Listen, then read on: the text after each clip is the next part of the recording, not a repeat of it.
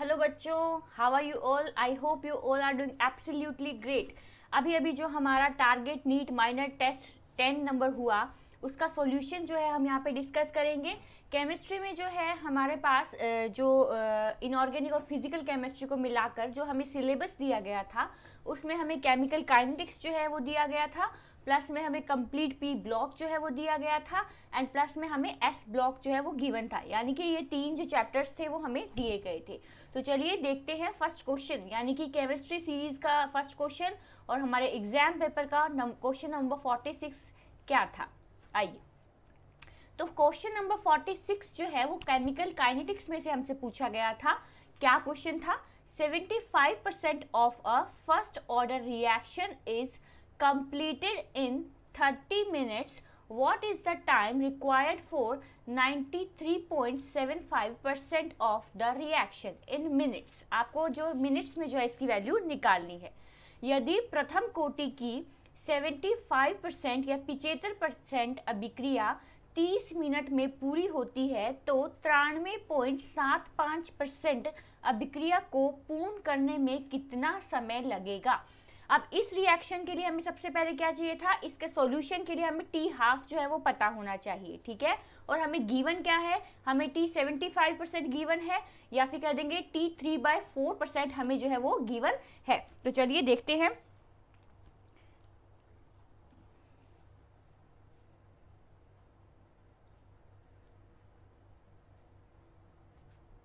तो चलिए देखते हैं। आइए, तो सबसे पहले फर्स्ट ऑफ ऑल पेन जो है वो हम सिलेक्ट कर ले। या श्योर। तो अब आएगा हमारे पास T 3/4।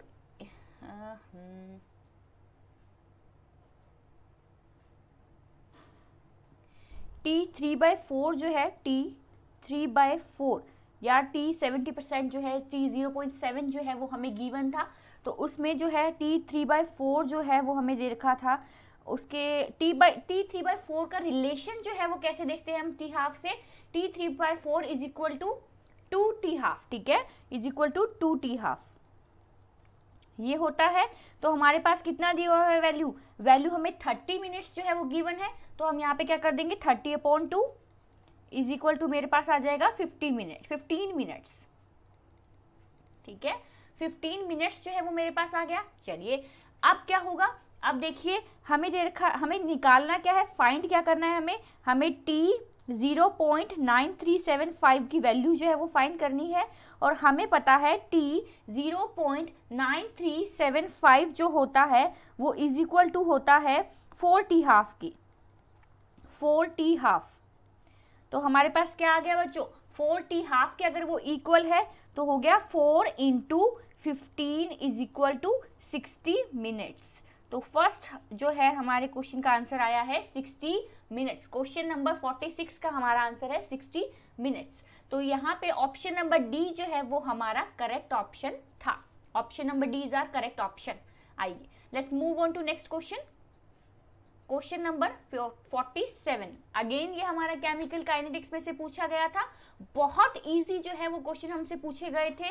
सिंपल जो है हमें थोड़ा सा उसको जो है जो हमें क्लास में करवाया गया सिंपल उसी में से जो क्वेश्चन पूछे गए थे, तो हमें कोई भी प्रॉब्लम नहीं हुई होगी। नेक्स्ट क्वेश्चन है क्वेश्चन नंबर 47। क्या कहा था क्वेश्चन नंबर 47 में? The reaction X is equal to product follows first order kinetics. First order kinetic को फॉलो करता है। In 40 minutes the concentration of X changes from 0.1 m to 0.025 m. Then the rate of reaction when concentration of X is 0.01 m. ठीक है, हमें rate of reaction बताना है। हमें क्या क्या गिवन है एक बार हम हिंदी में रीड कर लेते हैं, फिर देखते हैं क्या क्या गिवन है। अभिक्रिया X उत्पाद प्रथम कोटि गतिकी का पालन करती है। 40 मिनट में X की सांद्रता 0.1 m से 0.025 m परिवर्तित होती है। तो जब X की सांद्रता 0.01 m है तब अभिक्रिया की दर है। हमें अभिक्रिया की दर बतानी है। हमें एक तो टाइम t गिवन है जिसे हमें 2.303/t, वहां पे जो t लिखते हैं उस t का जो है हमें वैल्यू गिवन है, दैट इज 40 मिनट्स। हमें a की यानी कि इनिशियल वैल्यू जो है वो हमें गिवन है 0.1 m, ठीक है, और a माइनस एक्स जो है, ठीक है, a माइनस एक्स कंज्यूम जो है, उसके बाद हमें दिया हुआ है 0.025 m, ठीक है। तो a की वैल्यू है, a माइनस एक्स की वैल्यू है और t की वैल्यू, इनों की वैल्यू गिवन थी, तो हमें सीधा इसका जो वैल्यू है वो फॉर्मूला में रखनी थी। तो चलिए देखते हैं फॉर्मूला में रख के इसकी वैल्यू कैसे रखेंगे। फॉर्मूला जो है वो हमारे पास रहता है k इज इक्वल टू 2.303, ठीक है, अपॉन में t लॉग a अपॉन में a माइनस एक्स, ठीक है, ये मेरे पास फॉर्मूला होता है। चलिए अब क्या होगा, इस फॉर्मूला में वैल्यू पुट कर दें। आइए, तो इस फॉर्मूला में अगर मैं वैल्यू पुट करती हूँ तो 2.303 अपॉन में 40 लॉग a मुझे कितना दिया हुआ है 0.1 और a माइनस एक्स मुझे कितना दिया हुआ है 0.025, इतना दिया हुआ है। चलिए इस क्वेश्चन में वैल्यू तो सीधी पुट करनी थी, बात आती है कैलकुलेशन की। अगर थोड़ी बहुत मिस्टेक आपसे हुई होगी तो कैलकुलेशन मेरी होगी, अदरवाइज इसमें कोई भी मिस्टेक होने के चांसेस नहीं थे। अब आइए यहाँ पे अगर मैं यहाँ पे लगा दूँ 3 0 ऊपर और नीचे लगा दूँ 1 0, तो मेरे दोनों पॉइंट्स जो है वो कट हो जाएंगे, 1 0 से 1 0 चली गई, तो मेरे पास जो है, हाँ जी, तो मेरे पास जो है वैल्यू आएगी 2.303 अपॉन में 40 लॉग 0.1 तो अब हमारा रहा नहीं, अब ये हमारा हो गया है, एक सेकेंड,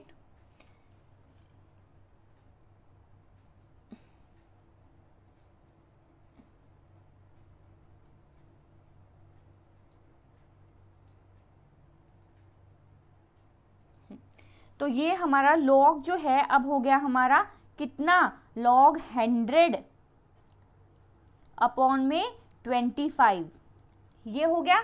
चलिए अब सबसे पहले इसको सॉल्व कर लेते हैं, लॉग 100 अपॉन में 25 को। यहाँ पे साइड में हम स्पेस बनाते हैं थोड़ा सा इसका। आइए, तो लॉग 100 माइनस लॉग 25 ऐसा लिख सकती हूँ मैं इसको। अब लॉग 100 जो है इसको यूं का यूं पड़ी रहने दूं, और लॉग 25 जो है उसको लॉग 100 अपॉन 4 लिख सकती हूँ, ठीक है, क्योंकि 4 जो है वो 100 से 25 वही बात है, ठीक है। अब इसको कैसे सॉल्व करूंगी, log 100 minus log 100 minus log 2 की पावर 2 लिख सकती हूँ इसको, 4 को 2 की पावर 2 लिख सकती हूँ, ठीक है। अब 2 की पावर जब मैंने 2 लिखा है तो इसको सॉल्यूशन कैसे करते हैं हम, देखिए 2 इंटू कितना, 2 की पावर 2 लिखा हुआ है, तो 2 इंटू मैं 0.3010 कर दूं, क्योंकि log 2 की वैल्यू 0.3010 होती है, तो यहाँ से मेरे पास वैल्यू आ रही है 0.6020, क्या आ रही है 0.6020, यहाँ पे वैल्यू आई मेरे पास। चलिए अब यहाँ पे अगर log 100 से तो log 100 कट हो जाएगा, इसकी वैल्यू हमारे पास आई है 0.6020। चलिए अब इस वैल्यू को अगर मैं यहाँ पे रख दूँ, यहाँ पे है मेरे पास, इसको यहाँ पे 2.303 अपॉन में 40 इंटू 0.6020, ठीक है, मैंने उस वैल्यू को यहाँ पे पुट कर दिया। अब यहाँ पे 2.303 अपॉन 40, ठीक है, इसको मैं इससे डिवाइड करूंगी तो मेरे पास क्या वैल्यू आएगी 0.5 2757, ये वैल्यू मेरे पास आएगी। इसको मल्टीप्लाई कर दूं 0.6020 से, तो मेरे पास वैल्यू आएगी 3.46 इंटू 10⁻⁻², ठीक है, 3.46 इंटू 10⁻⁻²। अब ये वैल्यू आई है हमारी k की, जबकि हमसे पूछा क्या गया है, हमें अभिक्रिया की दर यानी कि r की वैल्यू पूछी गई है। इसके लिए हमें कंसंट्रेशन जो है वो कितनी दी हुई है इसकी 0.01, तो बस सिंपल सी बात है, हमें जो हमारा वैल्यू आई है 3.46, मैं इसको यहाँ से एक बार इरेज कर लेती हूँ ताकि अपने पास स्पेस जो है वो थोड़ा सा बन जाए। इस पोर्शन को हम यहाँ से क्लियर कर लेते हैं।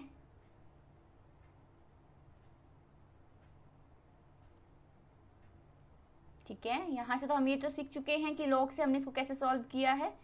आइए इस पोर्शन को हम क्लियर करके यहाँ पे जो है अपनी नेक्स्ट स्टेप जो है वो कंसीडर कर लेते हैं। आइए, तो यहाँ पे जो है 3.46 इंटू 10⁻⁻2 जो है वो वैल्यू आ गई थी मेरी k की। अब हमें पता है कि r is equal to k, हमें दिया क्या हुआ है x, ये है। तो हमें जो है k की वैल्यू है 3.46 इंटू 10⁻⁻2। कंसंट्रेशन ऑफ x कितनी दी हुई है, मल्टीप्लाइड बाय 0.01, तो मेरे पास वैल्यू आ जाएगी 3.46 इंटू 10⁻⁻4। तो ठीक है, जो अप्रोक्सीमेटली जो है हमारे ऑप्शन नंबर थर्ड के इक्वल है, अप्रोक्सीमेटली ऑप्शन नंबर थर्ड के जो है वो इक्वल है। क्या किया, सिंपल हमारे पास फॉर्मूला था, उसमें हमने वैल्यू पुट कर दी। बस हमने यहाँ पे जो है लॉग की वैल्यू के वहाँ पे थोड़ा सा जो है कैलकुलेशन करी, बाकी जो कैलकुलेशन जो है वो बहुत ईजी थी। तो क्वेश्चन नंबर 47 का हमारा option number third is a very correct option, 3.46 into 10⁻⁻4। आइए तो अब देखते हैं क्वेश्चन नंबर 48। चलिए, तो क्वेश्चन नंबर 48 हमसे क्या कहता है, the reaction at 2H2O2 is equal to 2H2O plus O2 is of first order reaction है, ठीक है जी। If volume of reaction vessel is reduced to 1/3, the rate of reaction would be, rate of reaction क्या होगा वो आपसे पूछा है, अगर वॉल्यूम ऑफ वेसल जो है उसको 1/3 कर दिया जाए, ठीक है। अब जो है इसको हिंदी में अगर देखें तो हमारे पास था 2H2O2 से 2H2O प्लस O2 प्रथम कोटि की अभिक्रिया है। यदि अभिक्रिया पात्र का आयतन 1/3 कर दिया जाए तो अभिक्रिया का वेग होगा। तो अभिक्रिया का वेग का क्या होगा, देखिए फर्स्ट ऑफ ऑल तो ये है कि जब हम वॉल्यूम ऑफ वेसल जो है, किसी भी रिएक्शन में वॉल्यूम ऑफ वेसल जो है 1/3 कर रहे हैं, तो हमारी कंसंट्रेशन क्या हो जाएगी, 3 गुना हो जाएगी, 3 टाइम्स हो जाएगी। क्लियर, जैसे कि अगर देखें कि वॉल्यूम ऑफ वेसल जो है 1/2 कर दूं तो मेरी जो कह देंगे कंसंट्रेशन है वो 2 हो जाएगी, यानी कि 2 गुना हो जाएगी। इसी तरीके से अगर मैं बोलूं कि 1/4 कर दूं, अगर मैं concentration of volume of vessel जो है 1/4 रिड्यूस कर दूं, 1/4 कर दूं उसको, तो मेरी कंसंट्रेशन क्या हो जाएगी, 4 गुना हो जाएगी, 4 गुना हो जाएगी, है ना। तो अब यहाँ पे 1/3 दे रखा है, तो यानी कि कंसंट्रेशन जो है वो मेरी क्या हो जाएगी, 3 गुना हो जाएगी। देखिए 1/3 दे रखा है, क्या दे रखा है, वॉल्यूम ऑफ वेसल रिड्यूस्ड। अगर ये 1/3 हो गई है तो वो मेरी क्या हो जाएगी, 1/3 अगर ये हुई है तो वो हो जाएगी मेरी कंसंट्रेशन जो है वो मेरी हो जाएगी 3 टाइम्स, 3 गुना, ठीक है। और हमें पता है कि कंसंट्रेशन जो होती है वो डायरेक्टली प्रोपोर्शनल होती है किसके, डायरेक्टली प्रोपोर्शनल होती है रेट ऑफ रिएक्शन के। तो अगर कंसंट्रेशन जो है वो 3 गुनी हो गई, वो ट्रिपल हो गई, तो फिर हमारी रेट ऑफ रिएक्शन भी 3 गुनी हो जाएगी। रेट ऑफ रिएक्शन भी जो 3 गुनी हो जाएगी, यही हमसे पूछा है। The rate of reaction would be, अभिक्रिया का वेग होगा, तो वो भी हमारा 3 गुना हो जाना चाहिए। तो ऑप्शन नंबर थर्ड जो है वो हमारा करेक्ट ऑप्शन है। बहुत इजी क्वेश्चन था। चलिए अब देखते हैं क्वेश्चन नंबर 49। क्वेश्चन नंबर 49 जो है देखने में बहुत बड़ा लग रहा है, ऐसा लग रहा है पता नहीं क्या हमको दे दिया है करने के लिए, है ना। जबकि सबसे इजी क्वेश्चन जो है वो इजीएस्ट क्वेश्चन जो कहेंगे वो ये है। क्यों है, देखिए हमसे बोला गया है the experimental data for the reaction 2A plus B2 is equal to 2AB, ठीक है। एक्सपेरिमेंटल डेटा आपको दिया हुआ है, A0 के कंसंट्रेशंस जो है वो आपको दे रखी है, B2 की कंसंट्रेशंस जो है वो आपको दे रखी है, और रेट ऑफ रिएक्शन जो है वो अलग अलग टाइम पे हमें दिया हुआ है। अब हमको इसके अनुसार जो है हमारी अभिक्रिया की समीकरण जो है वो हमें बतानी है, रेट इक्वेशन जो है वो हमें बतानी है। रेट इक्वेशन को बताने के लिए यहाँ पे हमारे पास क्या होना चाहिए, ऑर्डर ऑफ रिएक्शन हमें पता होना चाहिए, ए का और बी का। क्या होगा, देखिए ए के और बी के ऑर्डर ऑफ रिएक्शन पता करने के लिए हम क्या करेंगे, फर्स्ट ऑफ ऑल आप ये देखिए कि फर्स्ट एक्सपेरिमेंट जो है उसके अंदर ए की कंसंट्रेशन और सेकंड एक्सपेरिमेंट है उसके अंदर ए की कंसंट्रेशन दोनों में सेम है, कोई चेंज नहीं है। तो हम क्या है नेक्स्ट स्टेप का इसका लेते हैं। 2 और 3 में देखिए, 2 और 3 में ए की कंसंट्रेशन पे ध्यान दीजिए। ए की कंसंट्रेशन जो है वो 2 में कितनी हो रही है, 0.50, और 3 में कितनी हो रही है, 1.00, यानी कि दुगनी हो गई है, ठीक है। यानी कि कंसंट्रेशन हो गई है दुगनी। तो रेट ऑफ रिएक्शन क्या हो रहा है, रेट ऑफ रिएक्शन क्या है, सेकंड के लिए 3.2 इंटू 10⁻⁻⁴ और थर्ड के लिए भी 3.2 इंटू 10⁻⁻⁴। तो कंसंट्रेशन अगर मैं क्या कर रही हूँ, दुगनी कर रही हूँ, तो रेट ऑफ रिएक्शन पे कोई इंपैक्ट नहीं आ रहा। समझ गए बात को? क्लियर है? क्या है, कंसंट्रेशन जो है वो मैं अगर दुगनी कर रही हूँ तो रेट ऑफ रिएक्शन पे कोई भी इंपैक्ट नहीं आ रहा है, वो एज इट इज है। दैट मीन्स ये एक जीरो ऑर्डर रिएक्शन है। समझ में आई बात? ये एक जीरो ऑर्डर रिएक्शन है। क्यों है? क्योंकि जब हम कंसंट्रेशन को क्या कर रही हूं मैं, दुगना कर रही हूं, डबल कर रही हूं, कंसंट्रेशन को डबल कर रही हूं, तो रेट ऑफ रिएक्शन सेम रह रहा है। रेट ऑफ रिएक्शन जो है वो सेम रह रहा है। किसके? ये विद रिस्पेक्ट टू ए है, ठीक है। ए के रिस्पेक्ट में कंसंट्रेशन डबल करने पर जो मेरा ROR जो है, रेट ऑफ रिएक्शन जो है वो सेम रह रहा है। दैट मीन्स ये एक जीरो ऑर्डर रिएक्शन है, जीरो ऑर्डर रिएक्शन, ठीक है। चलिए, तो ए के कंसेप्ट, ए के विद रिस्पेक्ट टू ए तो हमने जो है फाइंड कर लिया ऑर्डर ऑफ रिएक्शन क्या है। अब देखते हैं with respect to B order of reaction क्या होगा। देखिए बी के लिए, देखिए स्टूडेंट्स, बी के लिए हमें फर्स्ट और सेकंड जो है वो हम निकाल रहे हैं। फर्स्ट और सेकंड जो है 0.50 और 1, यानी कि वो डबल कर रहा है, कंसंट्रेशन डबल कर रहा है। तो रेट ऑफ रिएक्शन में देखिए, रेट ऑफ रिएक्शन भी डबल हो रहा है, कंसंट्रेशन डबल कर रहा है, रेट ऑफ रिएक्शन भी डबल हो रहा है। वहां पे क्या था, वहां पे कंसंट्रेशन अगर वो डबल कर रहा था तो रेट ऑफ रिएक्शन जो है वो सेम रह रहा था, तो जीरो ऑर्डर रिएक्शन थी। अब कंसंट्रेशन डबल कर रहा है तो रेट ऑफ रिएक्शन भी डबल हो रहा है, तो कौन सी रिएक्शन? फर्स्ट ऑर्डर रिएक्शन है, ठीक है। तो order of reaction with respect to B is first order reaction with respect to B, ठीक है। बी, तो ये जो है ये हमें विद रिस्पेक्ट टू बी जो है क्या हुआ order of reaction? First order reaction, first order reaction. अब ये फर्स्ट ऑर्डर रिएक्शन है। अब हम आते हैं हमारे ऑप्शंस पे। आ जाइए ऑप्शंस पे। हम पहले अपना आंसर फाइंड कर ले, फिर देखें ऑप्शन। एक सेकेंड,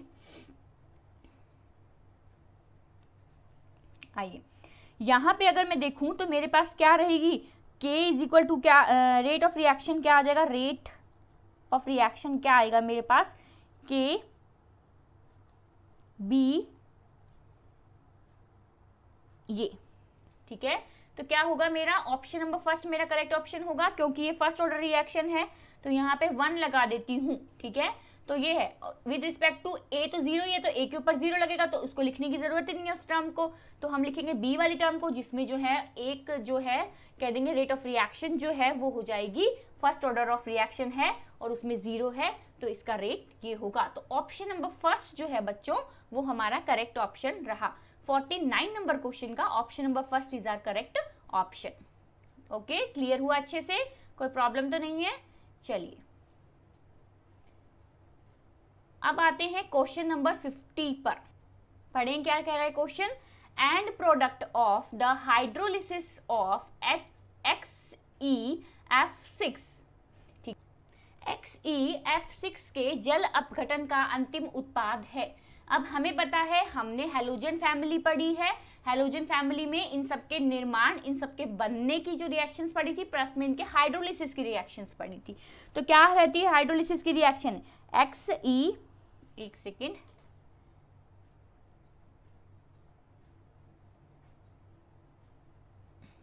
आइए, तो XeF6 इसका अगर मैं हाइड्रोलिसिस करवाती हूं तो मेरे पास XeO3 प्लस HF जो है वो मेरे पास आता है। XeO3 प्लस HF जो है वो आता है।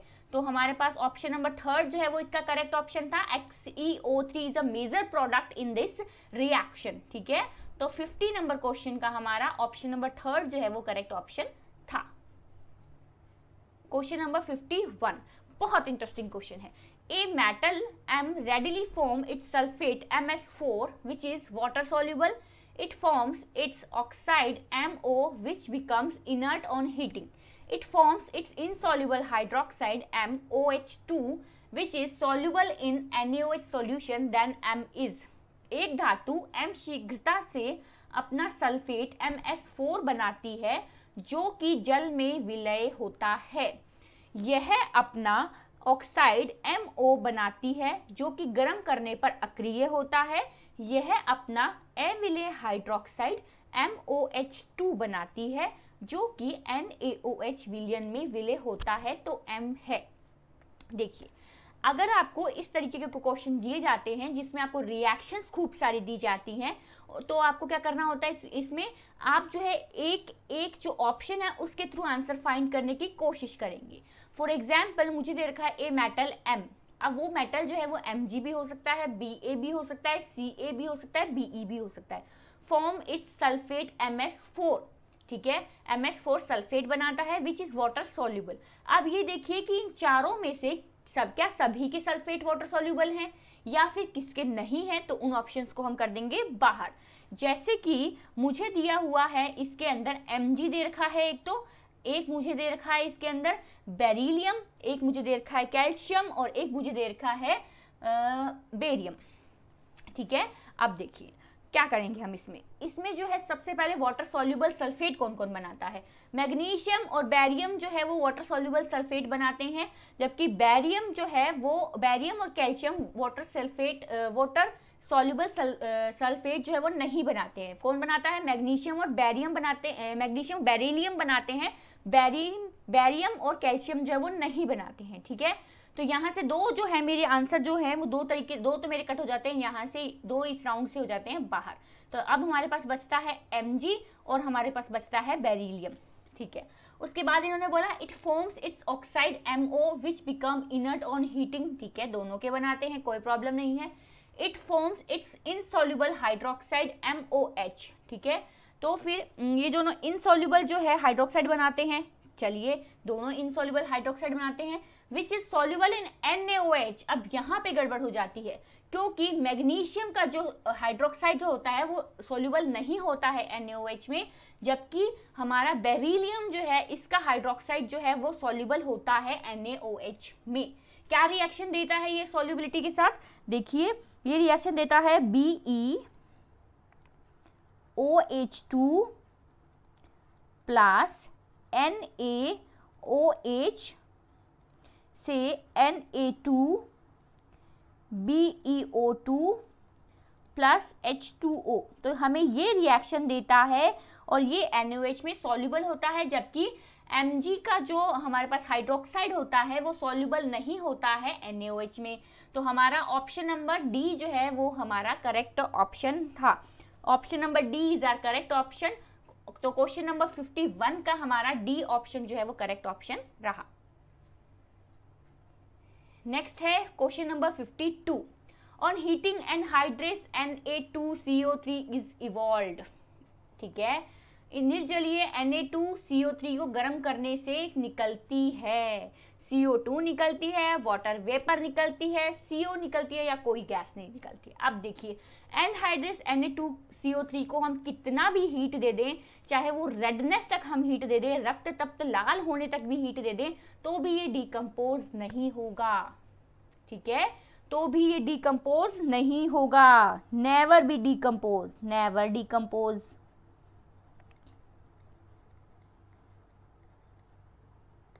ये एक अमोर्फस, ठीक है, अमोर्फस पाउडर होता है जिसे हम क्या कहते हैं, सोडा ऐश, हम इसे सोडा ऐश भी कहते हैं। ये एक अमोर्फस पाउडर है स्टूडेंट्स, और इसको कितना भी एनहाइड्रस Na2CO3 को कितना भी गर्म कर दीजिए, इतना गर्म कर दीजिए कि वो रेड हो जाए, वो रक्त तप्त हो जाए, तब भी वो हीट देने के बाद डिकम्पोज नहीं होगा, कोई रिएक्शन नहीं करेगा। तो ये अमोर्फस पाउडर होता है, सोडा ऐश जो है इसे हम कहते हैं। तो 52 नंबर क्वेश्चन का हमारा ऑप्शन नंबर डी जो है वो करेक्ट ऑप्शन था कि वो कोई गैस रिलीज नहीं करता है। अब आते हैं क्वेश्चन नंबर 53 पर। हमें चिली सॉल्ट पीटर का जो है फॉर्मूला जो है पूछा गया था। हमें पता है चिली सॉल्ट पीटर क्या था, NaNO3 is chile saltpetre and saltpetre is KNO3। आइए तो 53 नंबर क्वेश्चन का ऑप्शन नंबर फर्स्ट जो है वो आपका करेक्ट ऑप्शन था। बहुत ही सिंपल क्वेश्चन जो है इसमें से पूछा गया था। नेक्स्ट है sodium gives blue colour with NH3 solution, this blue colour is due to. Sodium जो है वो NH3 सॉल्यूशन के साथ ब्लू कलर देता है। इस ब्लू कलर क्यों होता है, किसके कारण होता है? अमोनिएटेड अमोनीकृत Na के कारण, अमोनिएटेड Na प्लस के कारण, ठीक है, देन है हमारे पास अमोनिएटेड इलेक्ट्रॉन के कारण, देन हमारे पास है Na plus Na minus pair के कारण। तो हमारे पास ऑप्शंस जो हैं इसमें देखते हैं। पहले रिएक्शन जो है वो हम लिख लेते हैं, हमारी क्या रिएक्शन होती है किसके साथ? सोडियम जो है जब अमोनिया से रिएक्शन करता है तो क्या रिएक्शन होती है। आइए, तो सोडियम जो है Na जो है प्लस रिएक्शन करेगा X प्लस Y NH3 के साथ, तो ये हमें दे देगा NaNH3X प्लस। तो ये जो है हमारे पास हमारा कैटायन आ जाएगा, प्लस इलेक्ट्रॉन जो है वो हमें ये दे देगा। तो ये जो है ये हमारे हो गए अमोनिएटेड कैटायन, ठीक है, और ये जो है वो हमारे हो गए अमोनिएटेड इलेक्ट्रॉन, ठीक है। ये हमारे पास अमोनिएटेड कैटायन यानी कि अमोनिया में डूबे हुए, और अमोनिएटेड इलेक्ट्रॉन यानी कि अमोनिया में डूबे हुए इलेक्ट्रॉन। तो ये हमारा कैटायन पार्ट हो गया, ये हमारा एनायन पार्ट हो गया, ये हमारा इलेक्ट्रॉन पार्ट हो गया।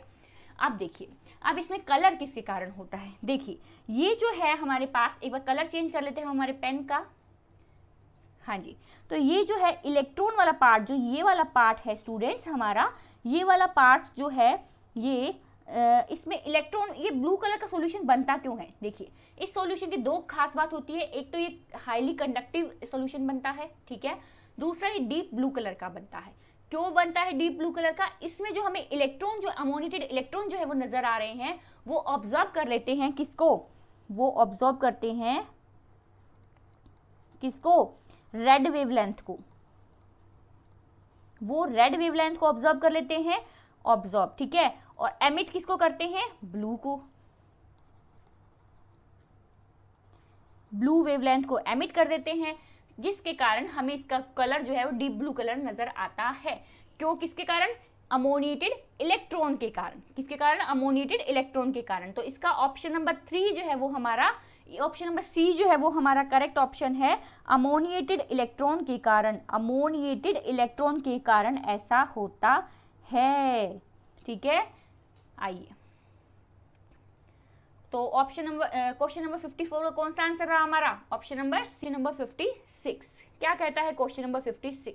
बहुत इजी क्वेश्चन है, इसका तो आंसर मैं आपको बिना कॉपी पेन यूज करे ही बता सकती हूँ। देखिए, a metal M reacts with N2 to give a compound A। एक मेटल जो है वो हमें N2 से रिएक्ट करता है और एक कंपाउंड देता है A। A on heating at high temperature gives back M and A on reacting with H2O gives a gas B, ठीक है। B turns CuSO4 solution blue on passing through it. A and B can be, A और B क्या है? एक धातु M N2 के साथ क्रिया करके यौगिक A और M3N देती है। उच्च ताप पर A को गर्म करने पर पुनः M देती है और A जल के साथ क्रिया करके B देता है। B को CuSO4 विलयन में से गुजारने पर यह विलयन नीला कर देता है। A और B हो सकते हैं। फर्स्ट ऑफ ऑल आपको जो भी नाइट्रोजन का फॉर्मूला दे रहा है, नाइट्राइड का फॉर्मूला दे रहा है, उसको देखिए। हमें दे रखा है M3N और ऑप्शंस देखिए।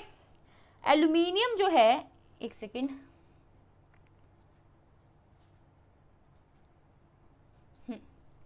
एल्यूमिनियम जो है मेरा, एल्यूमिनियम जब है ये किसी मान लीजिए नाइट्रोजन से रिएक्ट करता है N2, ठीक है।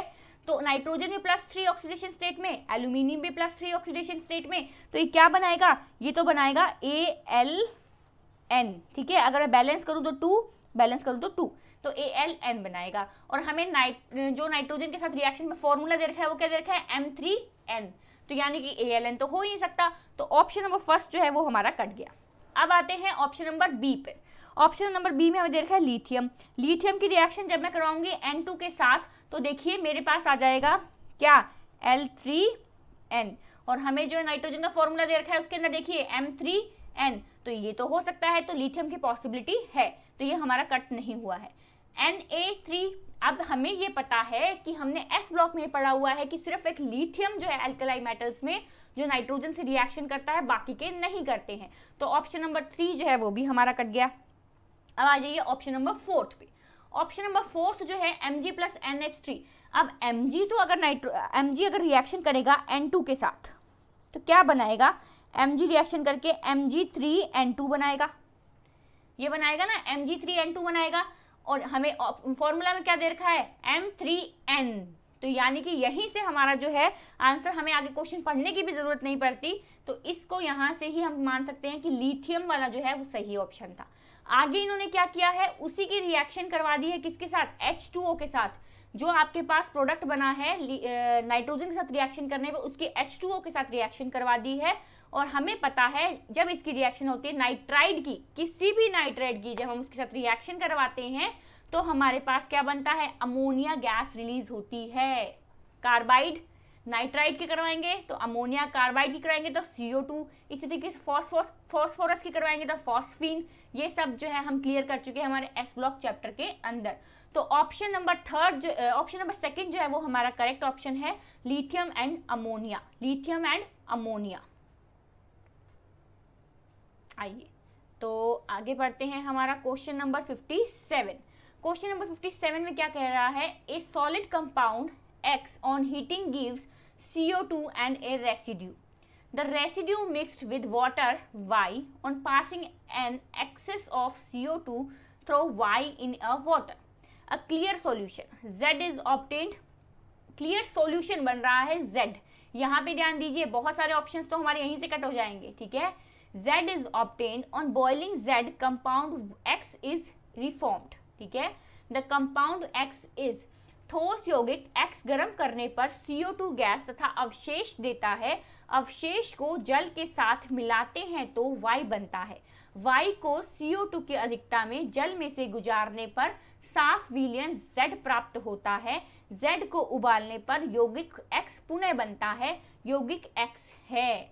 अब ऑप्शंस को लेते हुए आंसर निकालने की कोशिश करते हैं। सबसे पहले तो सबसे पहले हम हमारा Na2CO3 को लें, Na2CO3 की रिएक्शंस करवा के देखें।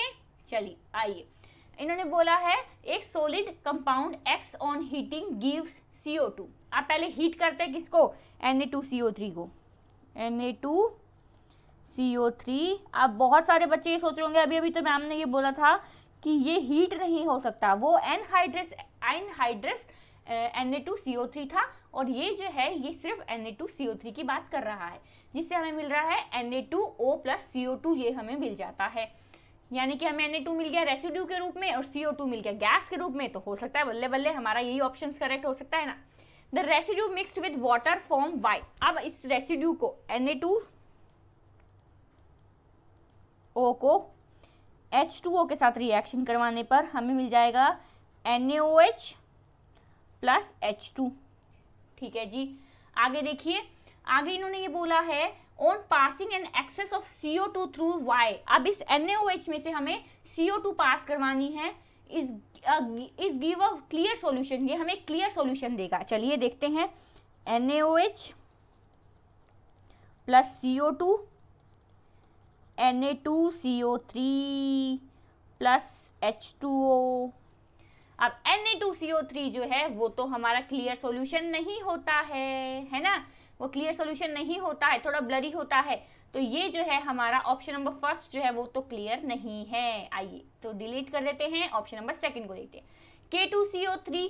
अब K2CO3 जो है ये हीट करने पर CO2 देता ही नहीं है ना, तो ये तो यहीं पे गलत हो जाता है। नेक्स्ट है हमारा CaHCO3 होल ट्वाइस, ठीक है।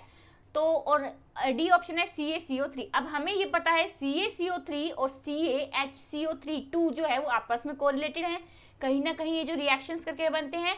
तो ऑप्शन नंबर डी को सबसे पहले ट्राई कर लें, क्योंकि इसके अंदर जो है CaHCO3 होल ट्वाइस तो आ ही जाएगा। चलिए ऑप्शन नंबर डी को ट्राई करते हैं, CaCO3।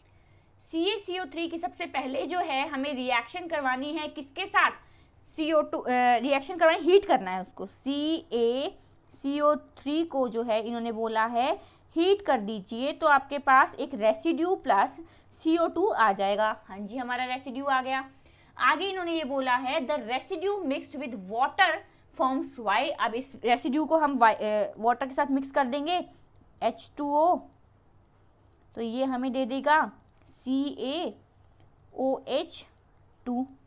चलिए अब on passing an excess CO2 through Y, अगर हम एक्सेस CO2 को Y से जो है पास करेंगे, तो देखिए ये हमारा Y से हमने CO2 पास कर दी, CO3 लिख दिया है हमने, है ना, आइए एक सेकेंड,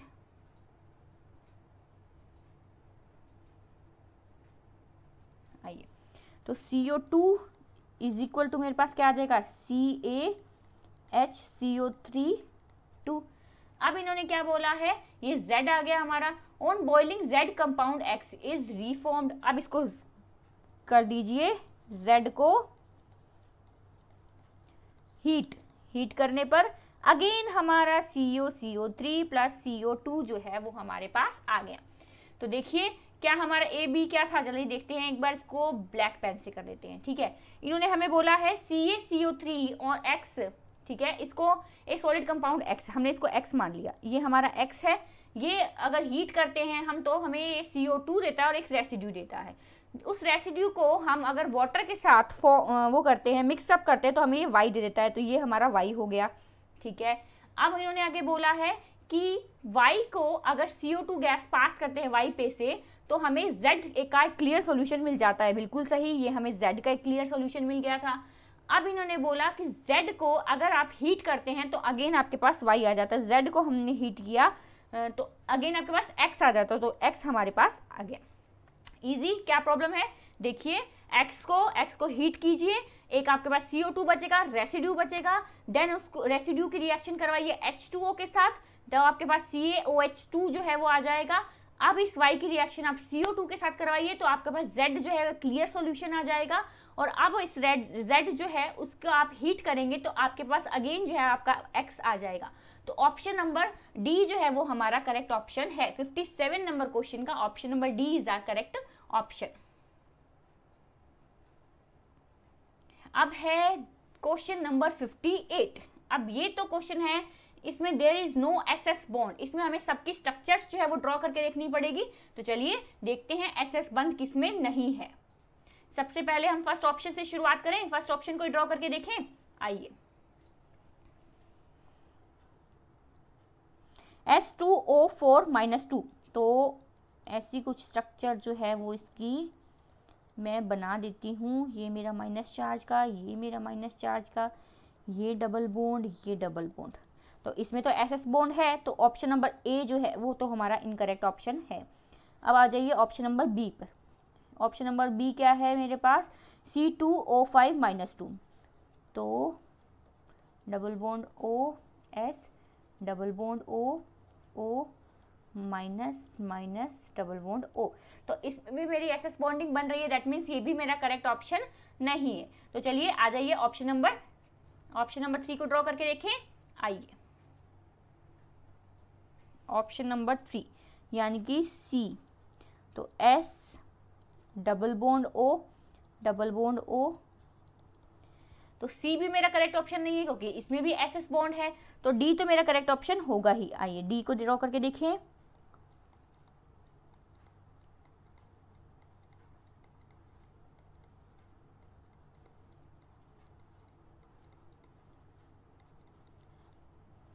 तो ये इसमें जो है वो हमारे पास एस एस बॉन्ड नहीं है। ए में भी हमारे पास एस एस बॉन्ड है, बी में भी हमारे पास एस एस बॉन्ड है, सी में भी हमारे पास एस एस बॉन्ड है, डी में हमारे पास SOS बॉन्ड है। तो ये जो है वो हमारा करेक्ट ऑप्शन है, ऑप्शन नंबर डी। आइए, तो क्वेश्चन नंबर 59। क्वेश्चन नंबर 59 में when Cl2 gas reacts with hot concentrated sodium hydroxide solution the oxidation number of chlorine changes. Cl2 की रिएक्शन करवानी है किसके साथ, NaOH के साथ, हॉट और कंसंट्रेटेड NaOH के साथ। ध्यान रखिए, हॉट एंड कंसंट्रेटेड NaOH के साथ। वो हमारा जो वो था, हमने को कैसे ट्रिक से याद किया था, सिनेमा घर वाली ट्रिक थी, बाहर निकलने पर अगर हॉट बोला तो हॉटनेस बाहर, बाहर तो मतलब NaCl3, ठीक है, NaClO3। चलिए तो लिख लेते हैं एक बार इसको। Cl2 की रिएक्शन करवाई है हमने NaOH के साथ, तो हॉट एंड कंसंट्रेटेड, तो इससे हमारे पास आया है NaCl प्लस हमारे पास आया है NaClO3। अब अगर इसकी ऑक्सीडेशन नंबर की बात करें तो पेन चेंज करके देखते हैं। आइए, तो Cl2 जो है वो यहाँ पे 0 ऑक्सीडेशन स्टेट में है और यहाँ पे -1 ऑक्सीडेशन स्टेट, तो 0 से गया -1 में, 0 से 0 टू -1, ठीक है। अब यहाँ पे जो ये 0 ऑक्सीडेशन स्टेट में, यहाँ पे चला गया +5 ऑक्सीडेशन स्टेट में, तो 0 टू +5, तो एक बार तो 0 टू चला गया -1 में और एक बार चला गया 0 टू +5 पे। तो कौन सा ऑप्शन करेक्ट होगा? 0 टू +1 से -5 बिल्कुल नहीं, 0 टू -1 से +5 तो ठीक है। तो ऑप्शन नंबर बी जो है वो हमारा करेक्ट ऑप्शन है 59 नंबर क्वेश्चन का, ऑप्शन नंबर बी।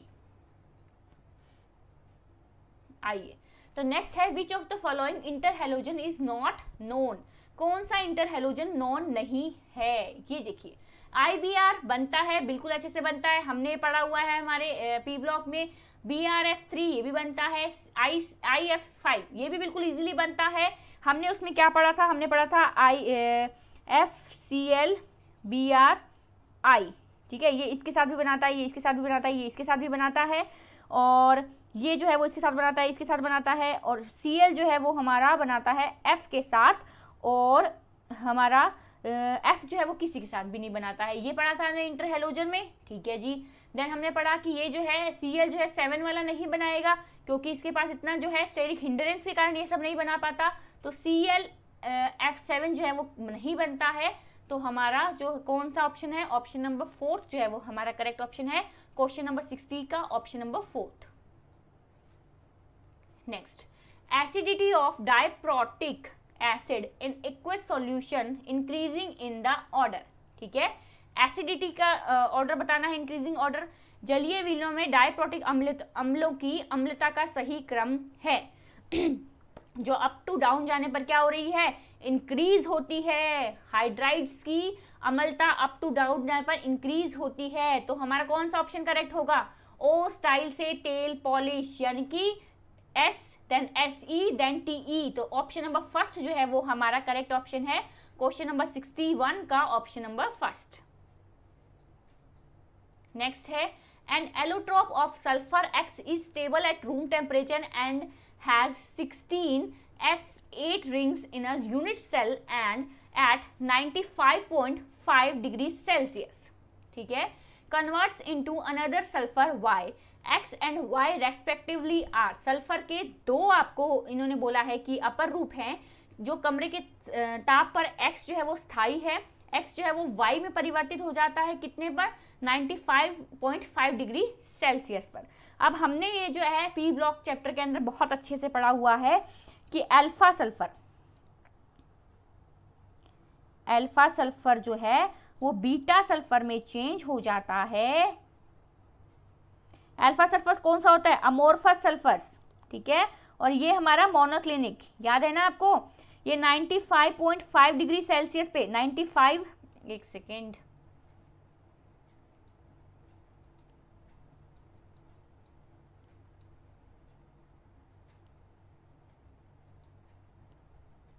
हम्म 95.5 डिग्री सेल्सियस पे जो है अल्फा सल्फर जो है वो बीटा सल्फर में चेंज हो जाता है। अमोर्फस सल्फर जो है वो मोनोक्लिनिक सल्फर में चेंज हो जाता है।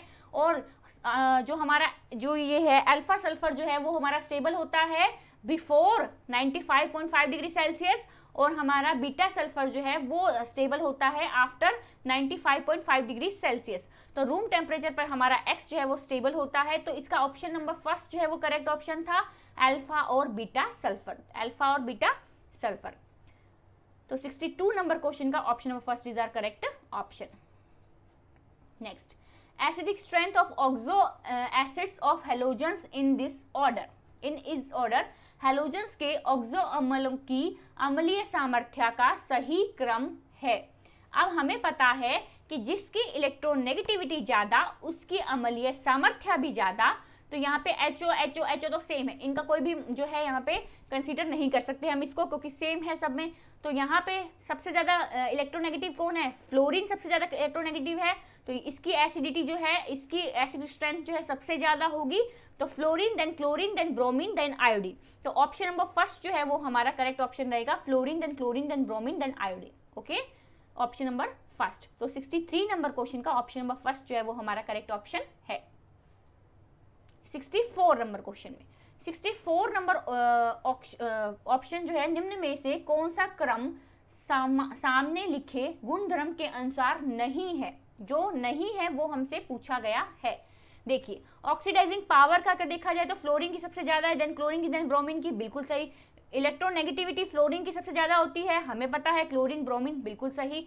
इलेक्ट्रॉन एफिनिटी जो है वो क्लोरीन की सबसे ज्यादा है, देन फ्लोरीन की, देन ब्रोमीन की, ये तो बिल्कुल सही है, यहाँ तक तो कोई प्रॉब्लम नहीं है, क्योंकि इलेक्ट्रॉन एफिनिटी तो हमारे टिप्स पे होती है कि क्लोरीन की सबसे ज्यादा है, इलेक्ट्रॉन नेगेटिविटी हमारे टिप्स पे होती है कि फ्लोरीन की सबसे ज्यादा है। ऑक्सीडाइजिंग पावर जो है सबसे ज्यादा फ्लोरीन की है, क्योंकि इलेक्ट्रोनेगेटिविटी भी उसकी ज्यादा है। और अब आती है बॉन्ड एनर्जी की बात। बॉन्ड एनर्जी के मामले में देखो, यहाँ पे इन्होंने गड़बड़ कर दी, इन्होंने दे दिया हमको फ्लोरीन की सबसे ज्यादा, देन क्लोरीन की, देन ब्रोमीन की, जबकि ये ऑर्डर बिल्कुल उल्टा होता है। बात की जाए तो फ्लोरीन की जो है वो सबसे ज्यादा होती है बॉन्ड एनर्जी, देन क्लोरीन की, देन ब्रोमीन की।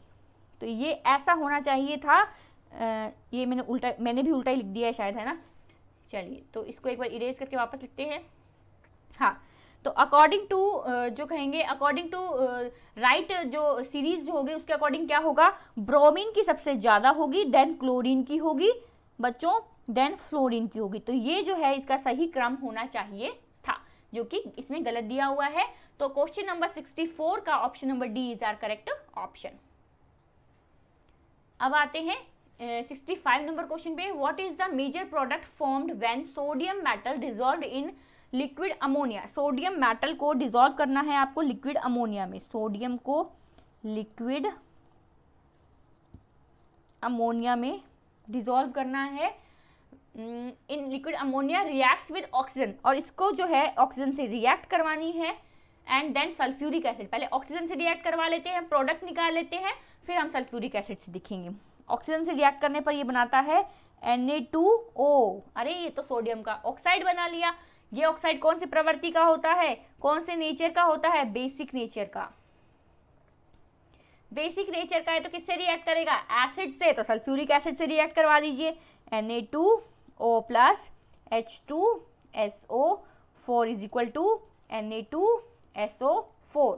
तो Na2SO4 जो है वो इसका फाइनल प्रोडक्ट आएगा। तो ऑप्शन नंबर डी जो है वो इसका करेक्ट ऑप्शन है, ऑप्शन नंबर डी। तो 65 नंबर क्वेश्चन का हमारा ऑप्शन नंबर डी जो है वो करेक्ट ऑप्शन है। अब आ जाइए 66 नंबर क्वेश्चन पे, क्या कहता है देखिए। x जो है उससे स्टेप करके y बनता है, y से स्टेप करके z बनता है। ये एक कॉम्प्लेक्स रिएक्शन है। Total order of reaction is 2 and step 2 is slow step. What is the molecularity of step 2? ठीक है, आपको एक जटिल अभिक्रिया दी गई है, अभिक्रिया की कुल कोटि 2 है एवं द्रव्यित पद धीमा गति पद है।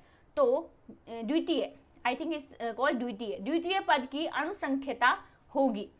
द्वितीय पद की अणुसंख्यता जो है वो आपको बतानी थी। चलिए फटाफट से, बहुत भयानक कैलकुलेशन इसमें हम करने वाले हैं। चलिए फटाफट से लगिए, कॉपी पेन निकाल लीजिए, है ना। ऐसा कुछ भी हम नहीं करने वाले हैं क्योंकि बहुत इजी है। कॉम्प्लेक्स रिएक्शन हमें दिया हुआ है और इसमें अभिक्रिया की कोटि जो है वो 2 दे रखी है। ठीक है, अभिक्रिया की कोटि 2 दे रखी है, कॉम्प्लेक्स रिएक्शन हमें दे रखी है, और हमें स्लो स्टेप की जो है अणुसंख्यता बतानी है। अब हमें पता है कि एक यहाँ पे जो लाइन जो है वो हम हमेशा लिखते हैं, मॉलिक्यूलैरिटी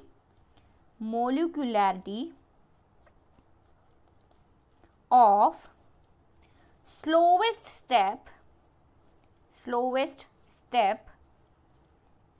सेकंड इज ऑल्सो 2। ये है हमारी बहुत भयानक वाली कैलकुलेशन। क्यों है ऐसा? हमें पता है किसी भी कॉम्प्लेक्स रिएक्शन में जो ऑर्डर ऑफ रिएक्शन होता है वही उसके स्लोवेस्ट स्टेप की अणुसंख्यता या मॉलिक्यूलरिटी होती है। तो ऑप्शन नंबर ए जो है वो हमारा करेक्ट ऑप्शन था।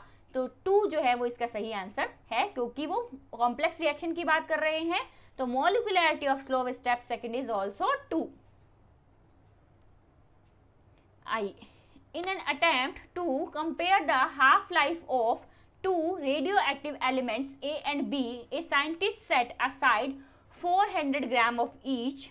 After 3 months, the scientist found 25 grams of A and 200 grams of B. ठीक है, which one of the following statement is correct? ठीक है, ए और बी दो रेडियो एक्टिव तत्व जो है, किसी वैज्ञानिक ने सोचा कि चलो भाई ए और बी की अर्ध आयु की तुलना की जाए, ठीक है, उनके हाफ लाइफ पीरियड का कंपैरिजन किया जाए। तो इसको कंपेयर करने के लिए उन्होंने क्या किया, उन्होंने 400 ग्राम तो लिया ए, ठीक है, और क्या लिया, 400 ग्राम लिया ही बी, 400 ग्राम ही ए लिया, 400 ग्राम ही बी लिया।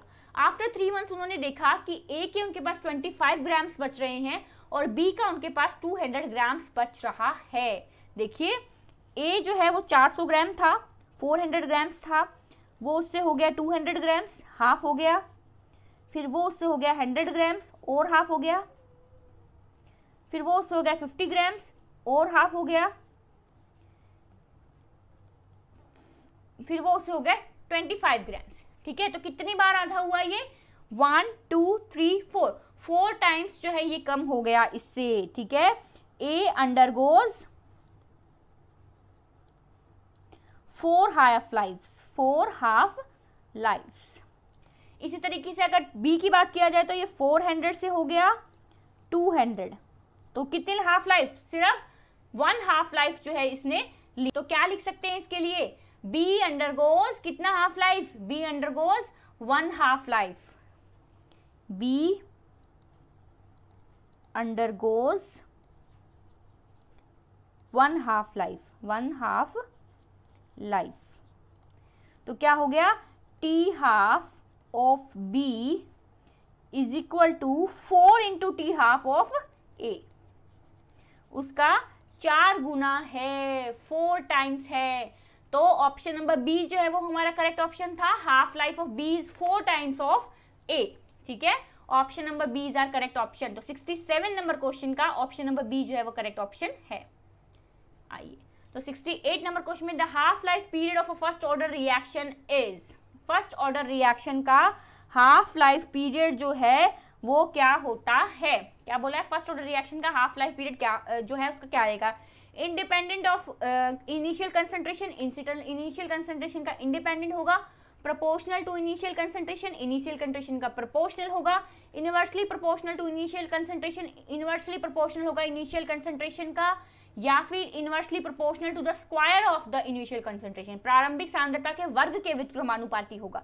तो चलिए सबसे पहले देखें कि हमारे पास फर्स्ट ऑर्डर रिएक्शन का फॉर्मूला के का क्या रहता है, के इज इक्वल टू होता है 0.693 अपॉन में टी हाफ, ठीक है। तो टी हाफ क्या हो गया हमारे पास, टी हाफ हो गया 0.693 अपॉन में के, ठीक है। तो यहाँ पे तो कंसंट्रेशन टर्म पे डिपेंड ही नहीं कर रहा ये, है ना, हाफ लाइफ पीरियड जो है वो कंसंट्रेशन टर्म पे डिपेंड ही नहीं करता। तो यहाँ पे होगा option number A, independent of initial concentration, option number A is are correct option. Then आते हैं क्वेश्चन नंबर 69 पर। आइए तो give the relation between half reaction time T half and initial concentration of reactant और 4 n-1 order reaction, nth reaction है। अब इसको हमें जो है n-1 जो है इसका जो है हमें दे रखा है। चलिए n1 कोटि अभिक्रिया के लिए अर्ध आयुकाल व प्रारंभिक सांद्रता में संबंध बताइए। तो चलिए लेट्स सी, इसका एक बहुत खूबसूरत सा एक कहेंगे फॉर्मूला बना के देखते हैं जिससे हमें बहुत अच्छे से क्लियर हो जाए। देखिए टी हाफ की बात कर रहा है, टी 50% की बात कर रहा है, टी 50 समानुपाती इन्होंने अगर हम देखें तो 1 अपॉन R0 इनिशियल कंसंट्रेशन जो है हम इसे मान लेते हैं और इसकी पावर लगा देते हैं हम x-1। x जो है वो हम ऑर्डर ऑफ रिएक्शन मान रहे हैं, ऑर्डर ऑफ रिएक्शन, ठीक है। R0 जो है वो हम इनिशियल कंसंट्रेशन मान रहे हैं, इनिशियल कंसंट्रेशन, ठीक है। आइए अब आगे हमें क्या बोल रहा है, हमें लिखना है x इज इक्वल टू हमें दे रखा है n-1, तो T50 इज इक्वल टू मेरे पास क्या आ गया बच्चों, 1 अपॉन R0 n-1 ये आ गया। चलिए अब मैं इस वाले पार्ट को एक बार इरेज कर देती हूँ, यहाँ पे मैंने x और वो क्या क्या है वो लिखा है ताकि मुझे थोड़ा स्पेस मिल जाए इस क्वेश्चन को सॉल्व करने के लिए।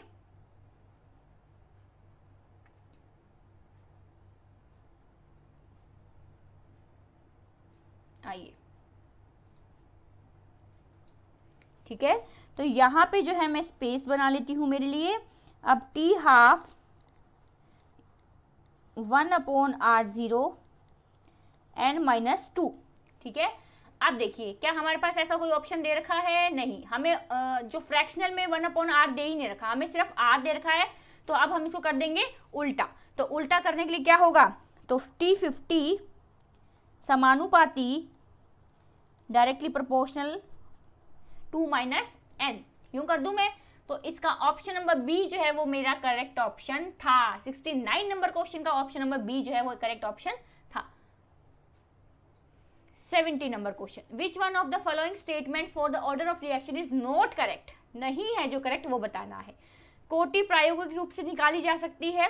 ऑर्डर कैन डिटरमाइन एक्सपेरिमेंटली, बिल्कुल ही सही है। Order of reaction is equal to sum of the powers of concentration terms in differential rate law. अभिक्रिया की कोटि अवकलित दर नियम में सांद्रता की घात के योग के बराबर होती है, बिल्कुल सही, सांद्रता की घात के योग के बराबर है। It is not affected with the stoichiometric coefficient of the reactant, बिल्कुल सही, स्टोइकियोमेट्रिक कोएफिशिएंट जो है वो रिएक्टर नहीं करते हैं, कुछ रिएक्शंस में करते हैं, उसका लॉज भी हमने खूब सारे पढ़े हुए हैं, तो बट ओवरऑल में ये नहीं करते हैं।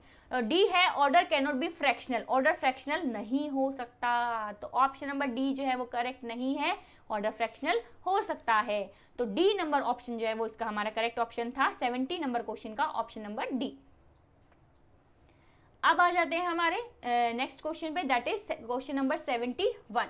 For a reaction between A and B, the initial rate of reaction is measured for various initial concentration of A and B. The data provided are, data आपको दे रखा है। The overall order of reaction is, overall order of reaction जो है वो आपको बतानी है। Concentration 3 आपको दे रखी है, उसमें आपको इनिशियल रिएक्शन रेट जो है, रेट ऑफ रिएक्शन जो है वो इनिशियल आपको दे रखी है। अब इसको आपको क्या करना है, इसमें से आपको निकालनी है आपकी अभिक्रिया की कोटि, कुल अभिक्रिया की कोटि, टोटल ऑर्डर ऑफ रिएक्शन। चलिए तो इसको सॉल्व कर लेते हैं। तो सबसे पहले हम जो है कंसीडर करेंगे, लेट कंसीडर, सबसे पहले कंसीडर करते हैं हम कि हमें जो ए जो है हमारा, let order of reaction with respect to A is X, ठीक है, order of reaction with respect to A, order of reaction मैं OR लिख रही हूँ ताकि स्पेस जो हमारे पास बच जाए, with respect to A is equal to X मान लीजिए, with respect to B is equal to Y मान लीजिए। तो ये दोनों हमने मान लिए, ठीक है। चलिए अब हम क्या करते हैं, अगर इसका रेट लो देखें तो के ए की पावर एक्स और बी की पावर वाई, ये मान लेंगे।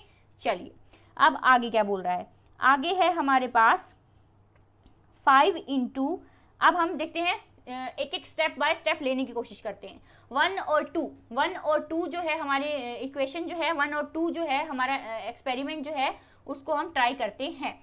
तो सबसे पहले 1 और 2 की बात किया जाए तो रेट इसके लिए कितना दे रखा है, 5 इंटू 1 एंड 2, 5 इंटू 10⁻⁻5, ठीक है, is equal to K is equal to 0.20 X 0.30 Y, ठीक है। इसी तरीके से 2 की बात करें तो 5 इंटू 10⁻⁻5, तो मुझे दे रखा है के 0.20 एक्स 0.10 वाई, ये दिया हुआ है मुझे।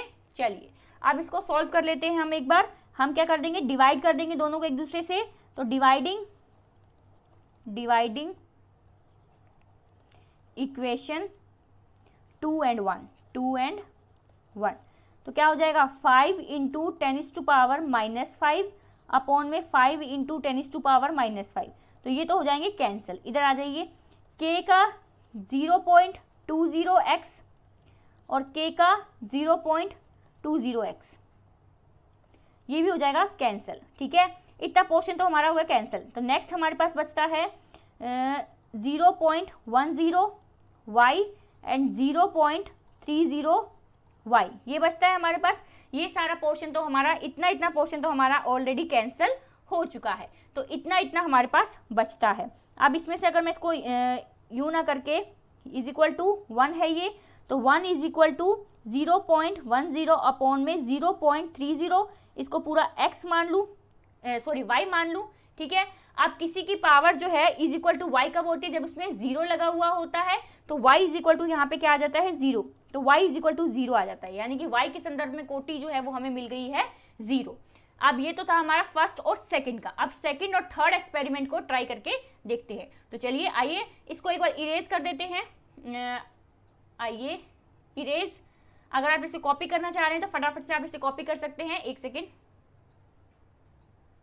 हाँ जी, तो इसको कॉपी कर लीजिए फटाफट से, ठीक है। आइए तो नेक्स्ट चलते हैं, हम इसको इरेज करने के बाद हम नेक्स्ट एक्सपेरिमेंट देखते हैं हमारा। आइए अगर हम इसको पूरा ब्रॉड वे में ना लिख के अगर मैं इसको शॉर्ट फॉर्म में लिखूं तो देखिए, शॉर्ट फॉर्म में लिखे तो 1 × 10⁻⁻4 अपॉन में हो गया 5 × 10⁻⁻5 इज इक्वल टू हो गया 0.4 अपॉन में 0.2 की x, और यहाँ पे 0.05, 0.3 की 0, क्योंकि y की वैल्यू हमारे पास 0 आ चुकी है, y इज इक्वल टू 0 होता है। तो यहाँ पे हो गया मेरे पास 1 अपॉन में 0.5 इंटू 2 की पावर कितनी x, तो 2 की power x is equal to 2 की पावर 1, ठीक है। तो x इज इक्वल टू मेरे पास हो गया 1। तो यहाँ से आ गई हमारे पास अभिक्रिया की कोटि किसके लिए, हमारे पास अभिक्रिया की कोटि x के लिए आ गई है 1, y के लिए हमारे पास आई है 0 और x के लिए आ गई है हमारे पास 1।